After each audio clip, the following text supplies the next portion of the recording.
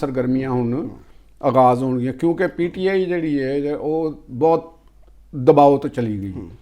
ਪੰਜਾਬ ਦੇ ਅੰਦਰ PTI ਪਹਿਲੇ ਵੀ ਬੜੇ ਦਬਾਅ 'ਚ ਸੀ, ਤੇ ਹੁਣ ਤੇ ਇਸ ਫੈਸਲੇ ਤੋਂ ਬਾਅਦ ਤਾਂ ਬਿਲਕੁਲ ਹੀ ਉਹ ਥੱਲੇ ਚਲੀ ਗਈ। ਤੇ ਮੈਨੂੰ ਨਹੀਂ ਲੱਗਦਾ ਕਿ PTI ਜਿਹੜੀ ਨਾ ਇਸ ਤੋਂ ਬਾਅਦ ਉਹ ਹਕਮਤ ਅਮਲੀ ਉਹਨਾਂ ਵਾਸਤੇ ਬਣਾਉਣੀ ਬਹੁਤ ਮੁਸ਼ਕਿਲ ਹੈ, ਕਿਉਂਕਿ ਉਹ ਜਿਹੜੀ ਹਾਰਡ ਹਿਟਿੰਗ ਦੀ ਜਿਹੜੀ ਉਹਨਾਂ ਦੀ ਪਾਲਿਸੀ ਸੀ ਉਹ ਉਹਨਾਂ ਵਾਸਤੇ ਬਹੁਤ ਫੇਟਲ ਸਾਬਤ ਹੋਈ ਹੈ।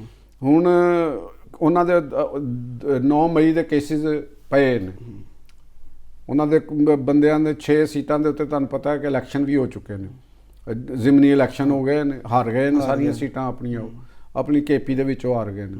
ਤੇ ਹੁਣ ਉਹਨਾਂ ਨੂੰ ਹਜੇ ਤੱਕ ਕੋਈ ਪਾਲਿਸੀ ਸਮਝ ਨਹੀਂ ਆ ਰਹੀ, ਕਿਉਂਕਿ ਉਹਨਾਂ ਦਾ ਸੋਸ਼ਲ ਮੀਡੀਆ ਉਹ ਲੱਗਦਾ ਮੈਨੂੰ ਜਾਂ ਤੇ ਉਹਨਾਂ ਦੇ ਆਊਟ ਆਫ ਕੰਟਰੋਲ ਹੈਗਾ, ਉਹਨਾਂ ਦੇ ਆਪਣੇ ਕੰਟਰੋਲ 'ਚ ਨਹੀਂ ਹੈਗਾ, ਉਹ ਆਪਣੀ ਟੋਨ ਦੇ ਉੱਤੇ ਉਸੇ ਤਰ੍ਹਾਂ ਹੀ ਲੱਗਾ ਹੋਇਆ।